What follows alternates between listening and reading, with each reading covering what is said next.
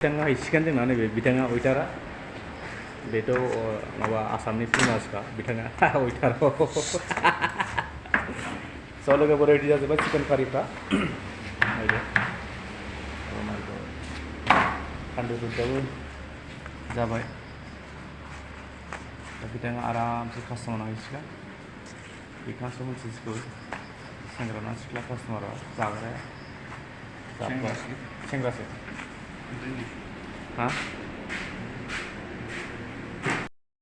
स' लोगोफोर तान्दुरि रटिखौबो सिङाव सोबाय बक्सआव तान्दुरि बक्सआव आखाइजों थालथाब होननानै बुबाय आङो गाज्रि नङा थालथाब होनखाबाय मानसिफ्रा मा खोनाखोथाय मिथिला सिङाव सोहरजोब्बाय आं 6थामोन औ तान्दुरि बक्सआव सोजोब्बाय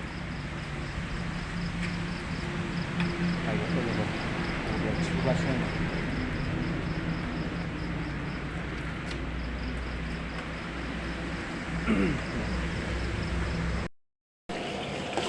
बेदरखौ होबाय आं गासिबो होजोब्बाय थरासा ग्रेभि दालियास अभी मस्ला होनोसै लोगोफोर एसे मस्ला होजोबनोसै चिली पाउडार गरम मस्ला चिकन मस्ला नेक्स्ट थोड़ा सा नमक इसके बाद थोड़ा सा कलर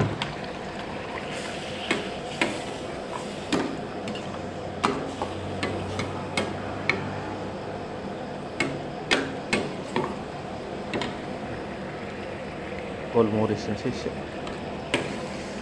होमबा लोगोफोर नायलांबाय थादो अन्नानै भिडिअखौ मोजां मोनोबा शेयार खालामदो आरो साबस्क्राइब खालामदो प्लिज बेनोसै आं नोंसिनिफ्राय खावलायनाया आं दा रुटि बानायगोनसै बे लासैनो जाबाय थासिगोन फिसा खालामनानै दोनबाय आं गेसखौ नायदो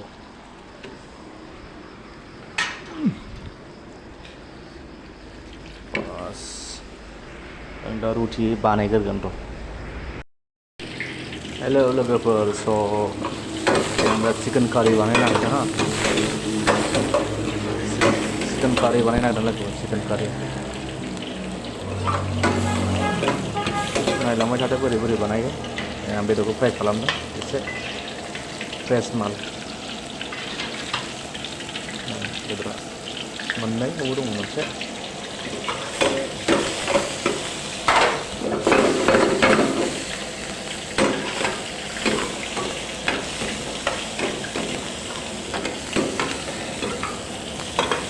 नायलांबाय थादो लोगोफोर आरो भिडिअखौ लोगोसे साबस्क्राइब खालामदो शेयार खालामदो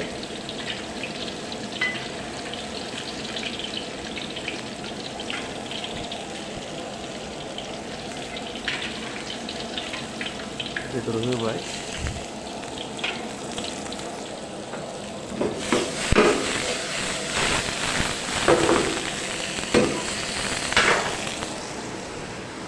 रुटिबो दङ